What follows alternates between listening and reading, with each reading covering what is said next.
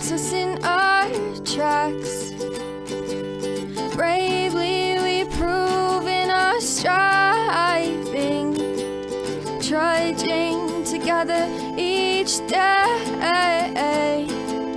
Where there's a will, there's a way. Good afternoon. My afternoon. Yeah, it's afternoon. All right. Don't worry. Dion's in a decent mood. I forgot to put on my ring though. I'm going to have to do that now. Do a little bit of sharing, then I'm going to do that next, or I might forget. I feel naked. I feel naked if I'm not wearing my ring. Because I always do this. It's part of my thing, and I need it. So I'll be right back. Hi, Chris. Good to see you, brother. Good to see you. Okay. What you running for? What did you know? All right. There we are. Much better. Happy St. Patrick's Day. Did you know, just for a little bit of history, and I'm not Irish, I'm British. That's right. I'm British. We're the people you fought for your freedom. All of you. All of you. You beat up all of us British so you all can have your land. Anyway, St. Patrick's Day is actually a dry day. It's a dry day. It was not a drinking day until 1970 when America started celebrating it. Okay.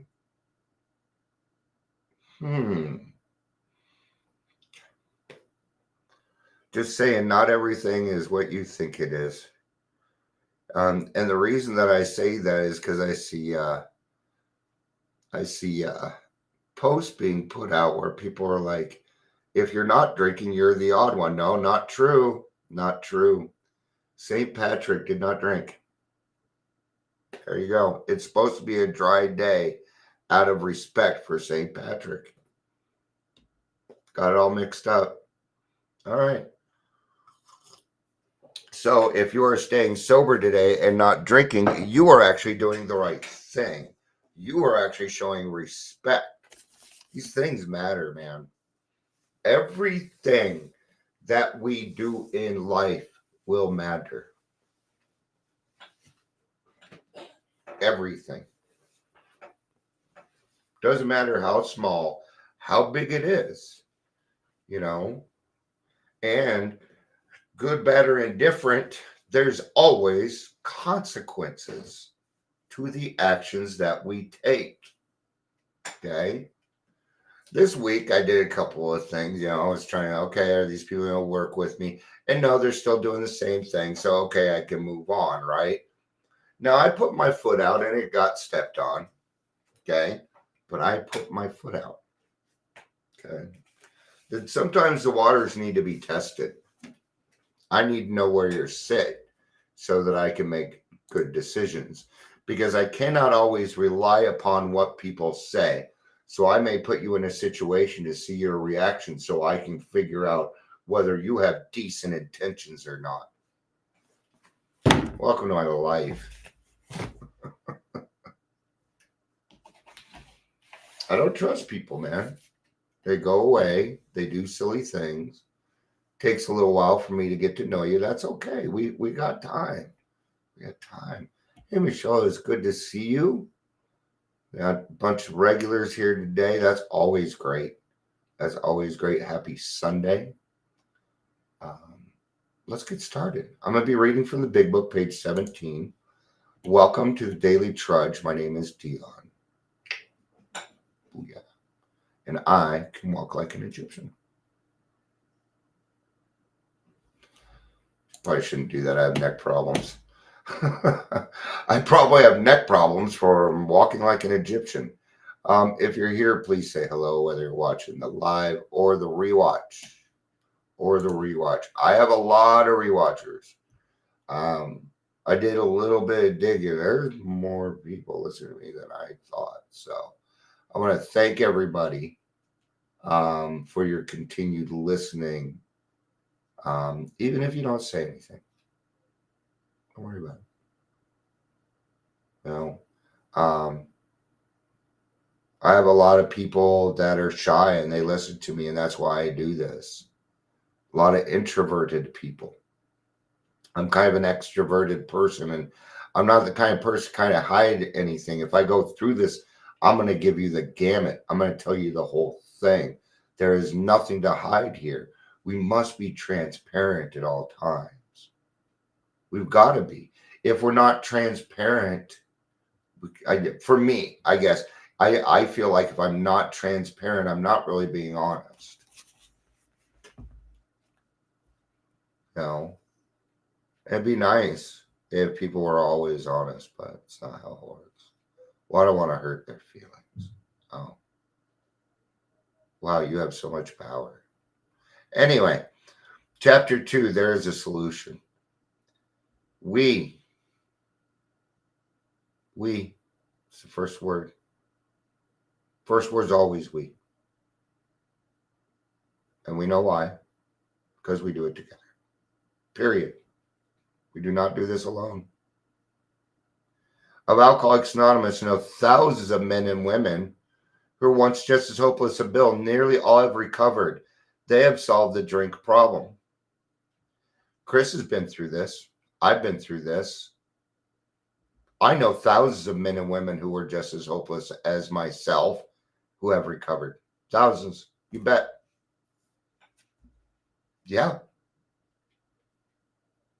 I've been around long enough to been through this. It's pretty cool. Things add up pretty quick in this program. You go to a meeting, meet 40 people, not too far from thousands. Okay? With all the new people I see coming to meetings, I could fill up Mile High Stadium. Okay? We are average Americans. All sections of the country and many of his occupations are represented, as well as many political, economic, and religious backgrounds. Yeah. Doesn't matter who you are. See, here's the thing. Alcohol doesn't recognize race. Alcohol doesn't recognize gender. It doesn't care if you're trans or you want to be a cat. It doesn't care. And I don't either. I don't care if you want to be a cat. If you want to do that, great, but go there. Okay?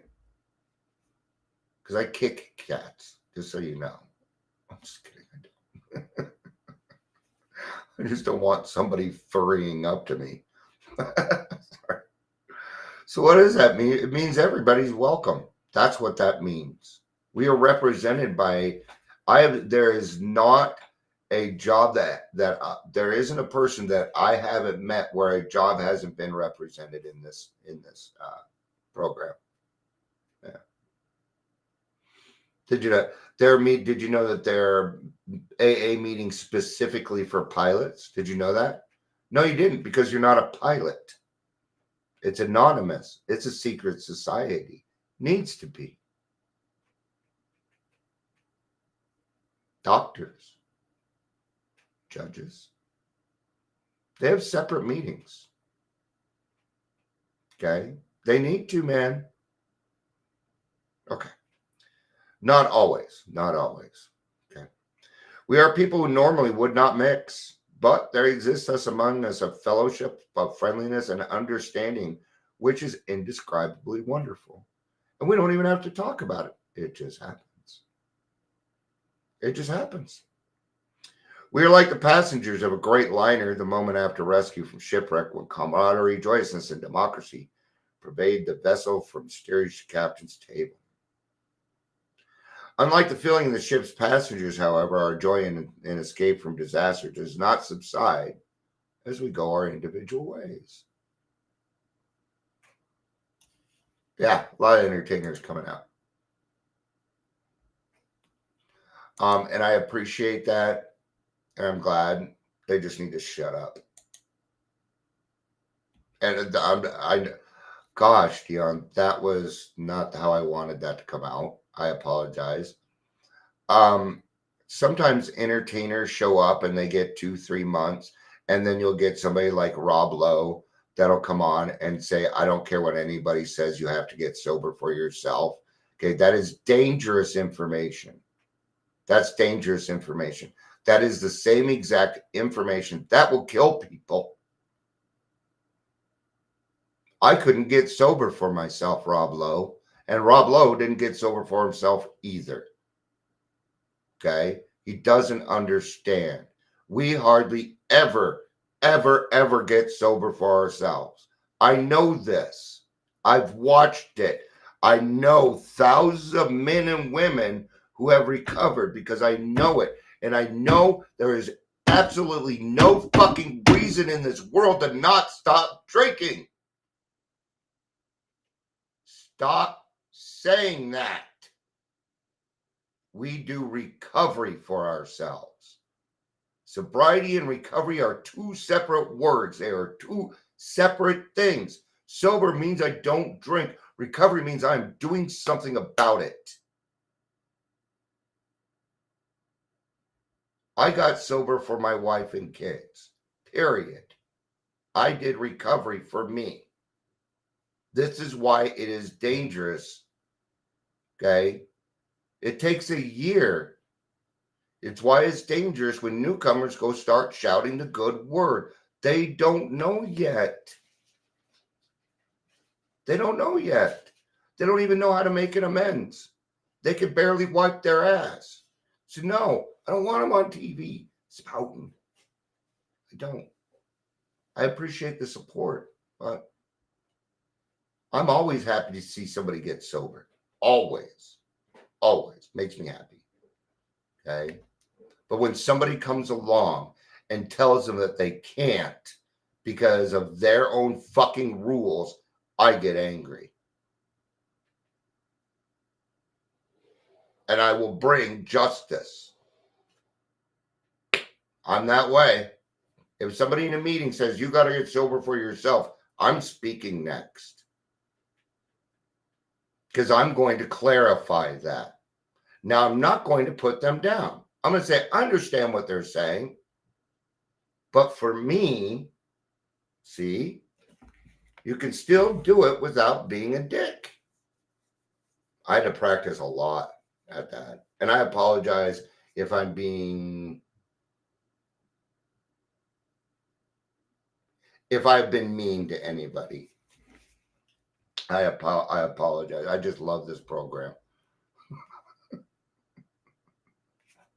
love it so much. And I'm very protective. Maybe I shouldn't be, but I feel that way. All right. Unlike the feeling of shared in a common peril is the one element in the powerful cement which binds us. But that in itself would never have held us together as we are now joined. I like that one. Yeah. I hit a bottom. Yeah. I know. And I know you meant bottom. And that's it. That's exactly it. A bottom. Right? You hit your bottom. Right? There is no rock bottom. It does not exist. It doesn't exist. It's just one trap door after another till death. That's it. There is no rock bottom. There's your personal bottom. When you've had enough, man. If you've had enough of the crappy life, great. Let's change it. And I don't care what reason it is. I stubbed my toe today. Great. Let's get sober. Because I know something. After about 30 days, something's going to hit. Something's going to change in them. I know this. I know that if you sit in a meeting for 30 days straight, you're going to learn something. Something's going to change. The tremendous fact for every one of us is that we have discovered a common solution. That's what binds us together like nothing else. See, it was great because we all went through something tough together, something arduous, something traumatic, very traumatic in our lives. Okay, and that was addiction. That's where we can all agree on. We had an addiction. We had this overwhelming need to destroy ourselves. That's what it came down to. Okay. So we were bonded that way, but that would not have held us together without the common solution. And the common solution is one alcoholic helping another.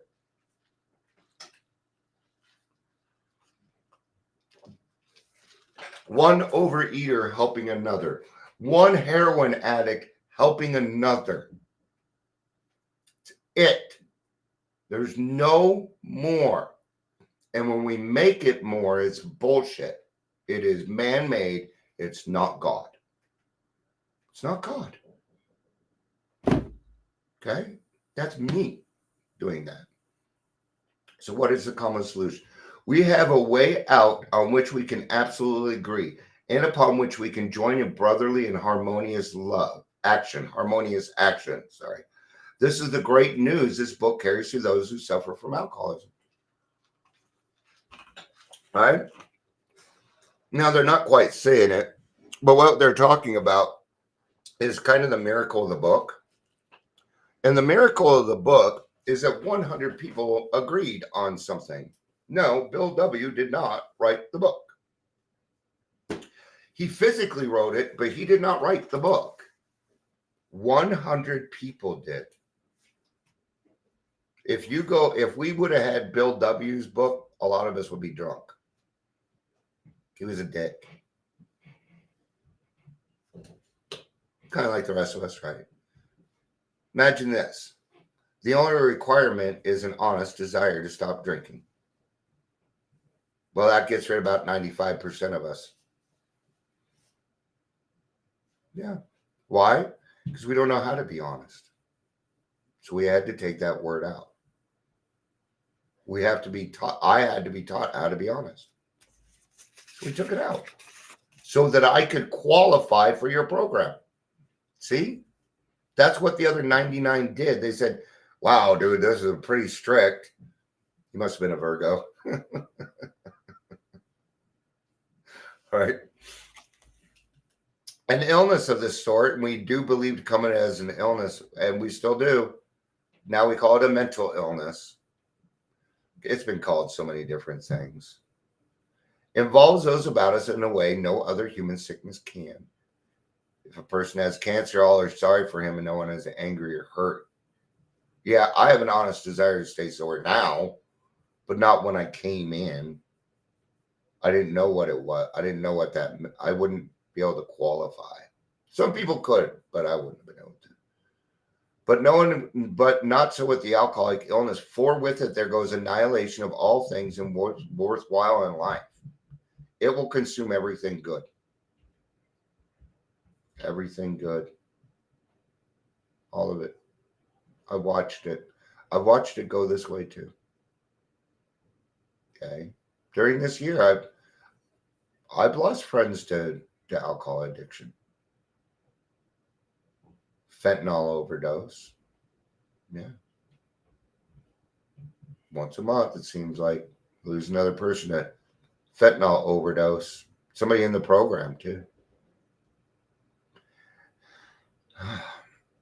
It engulfs all those who the lives touch the sufferers. It brings misunderstanding, fierce resentment, financial insecurity, disgusted friends and employers, warped lives of blameless children, and sad wives and parents. Anyone can increase the list.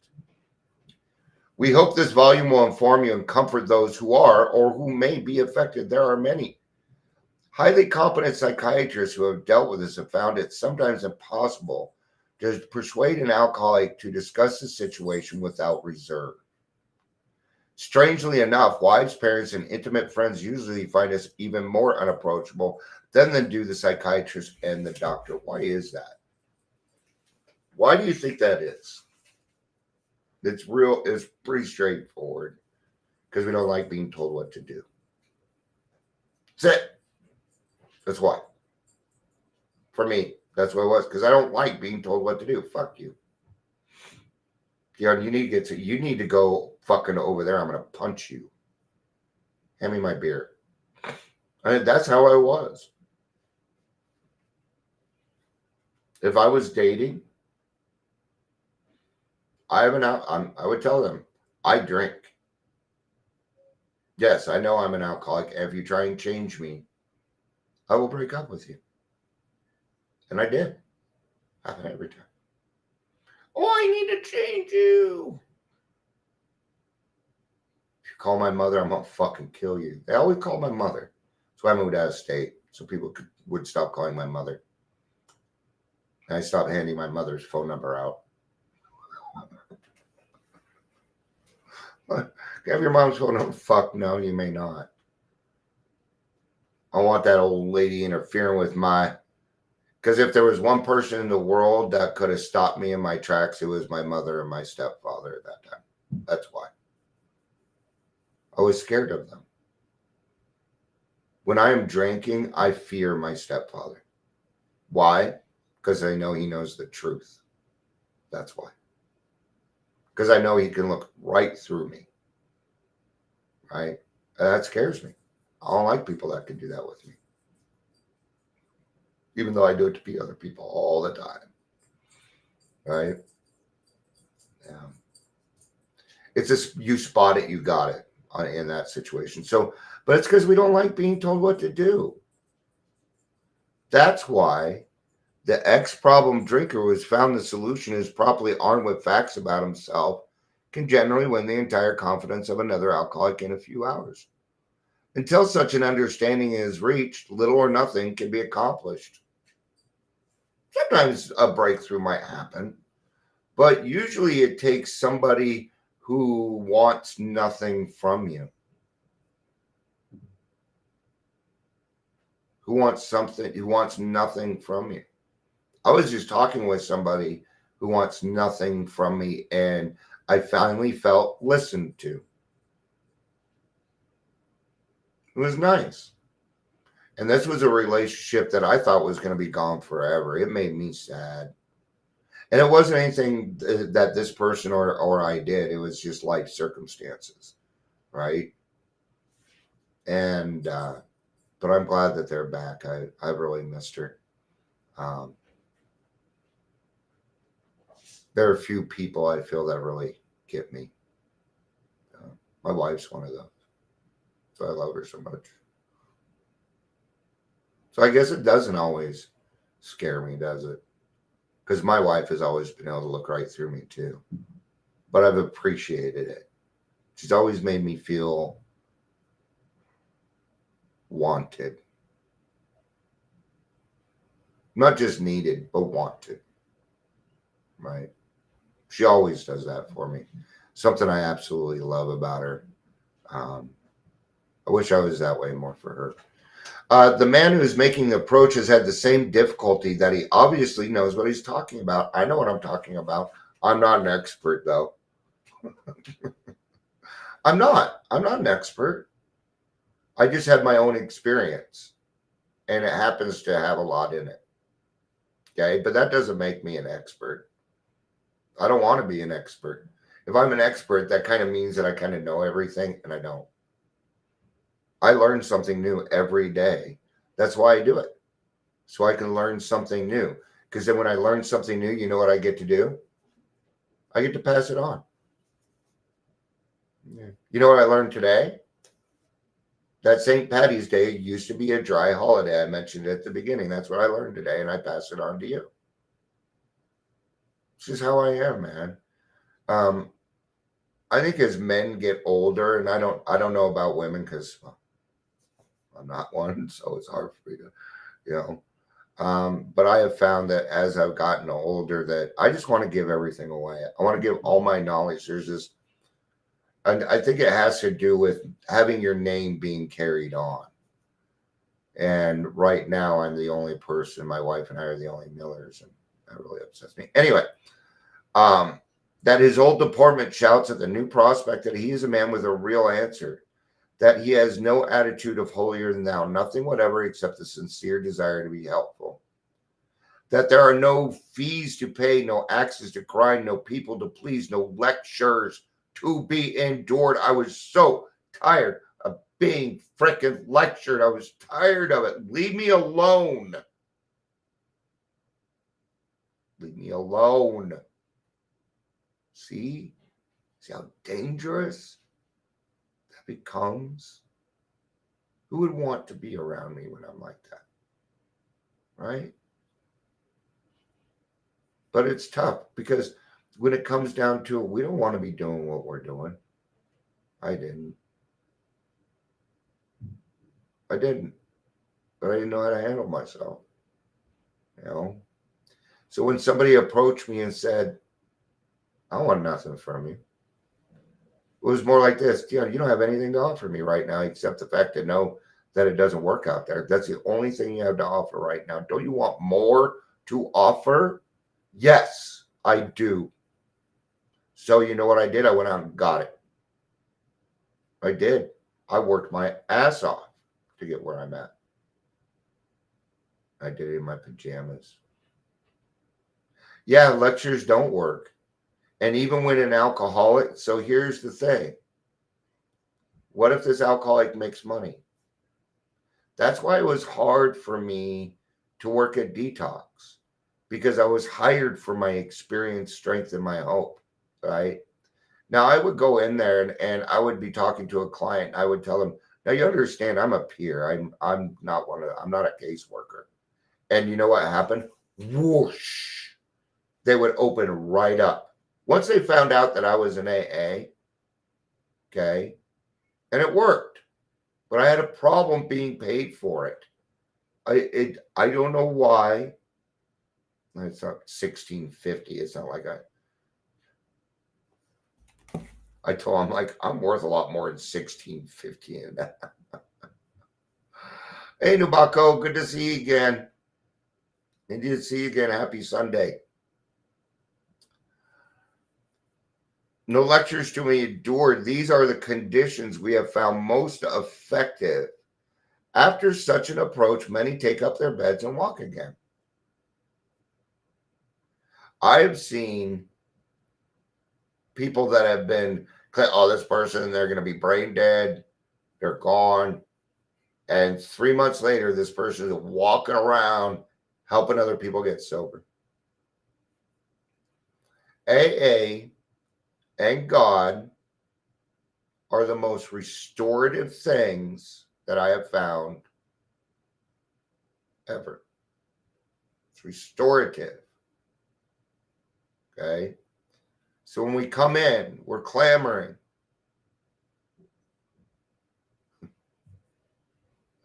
We're clamoring for this or that, when all we really need to do is take care of our spiritual malady. It's what I did. I solved all my problems, gave them to God. Then he took them, made them right-sized, and gave them back to me. He didn't fix them for me. No. I've got to do the work. I've got to do the work. That's the deal. Okay? You think God isn't doing any work? There's billions of people in the world. Think God ain't busy? And he's taking some time out for me? It's got to be personal. Your relationship with God has got to be personal. And it's got to be selfish. My God's mine. And you can't have it. You can't have it. Besides, my higher power get you drunk. You're a different person. Isn't that great? Finally, something all yours. Nobody can touch it. Nobody else can have it. It's all yours, alcoholic. It's all yours, addict. Do it.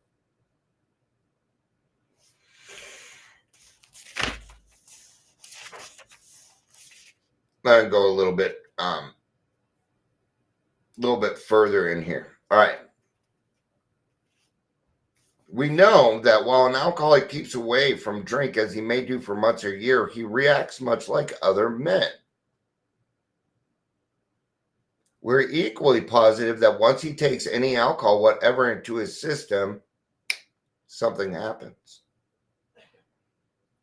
Both in the bodily and mental sense, which makes it virtually impossible for him to stop. This is the experience of any alcoholic will abundantly confirm this.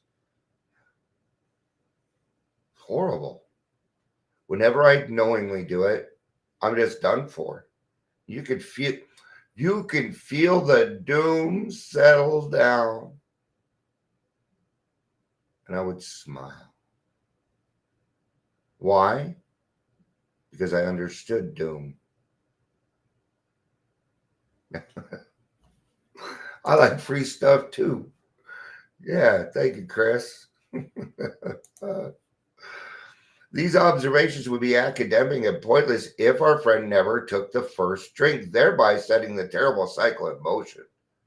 Therefore, the main problem the alcoholic centers in his mind rather than in his body. What does that mean? It means I need to be brainwashed. Okay. So I was a national trainer. I was a national trainer and recruiter for a credit card company. Actually, we were a check conversion company. Okay. But we did it doesn't matter. Okay. So if I had to, and I would train, 30 to 40 people a month. But if I had to train somebody that came from my competition, I would actually need to take more time with them because I would have to make them unlearn what they were taught because it was wrong. It's the same thing here. I have to be retaught. I had to retrain. They never made it. They never made it because they couldn't get past the fact that they were given the wrong information that was too good to be true. Like all your money's guaranteed. Banks never guarantee your money. That's why we have FDIC. But it's the same thing. We're going to have to unlearn some things or just get rid of them. And these are our character defects. If you ask him why he started on that last bender, the chances are he will offer you any one of 100 alibis. Sometimes these excuses are just excuses. Have a certain plausibility, but none of them really make sense in the light of the havoc an alcoholic's drinking bout creates. They sound like the philosophy of a man who, having a headache, beats himself on the head with a hammer so that he can't feel the ache. If you draw this fallacious reasoning to the attention of an alcoholic, he will laugh it off or become irritated and refuse to talk, or he will rip you a new asshole like me. And then you will probably never talk to that person again. Okay. I got to a point where my job was to run you off. All right. I'll do one more paragraph. We'll wrap up. I didn't realize I was at 30 minutes. So once in a while, he may tell the truth. And the truth, strange to say, is usually he has no more idea why he took the first drink than you do. Some drinkers have excuses which they are satisfied part of the time, but in their hearts, they really do not know why they do it. Once this malady has a real hold, they are a baffled lot. There is the obsession that somehow, someday they will beat the game, but they often suspect they are down for the count. The first honest thing I said in AA was, I don't know. I don't know anymore. And even when I say it now, God, it feels nice. It feels nice not to fucking know everything. It feels nice. It feels nice to not have to play God anymore. It's a relief. See, in our brains, we think we're supposed to, or we're also doing. That's what I thought, But it says right here, once this malady has a hold, they're a baffled lot. And that's what I was. I was baffled. Because I didn't understand any of it anymore. And that is the perfect place to be. Isn't that a great place to be? So how about today we just say, I don't know. Let's find out. Let's have some hard conversations. Let's make hard conversations and honesty the norm. You know, um, you know, I'd much rather hear somebody say, "Hey, Dion, these are the reasons that I won't." These are the reasons I get scared and why I won't work with you. Because see, then I know these things and I might be able to change them. But when I don't know, and people aren't honest, then I don't know. And that's why earlier when I said, if I offended anybody, I'm sorry. You guys came back and said, no, you're being passionate. So I appreciate confirmation like that too. What's up? So there is a solution, and you're it. Love you. I love you. Peace out, and have a day.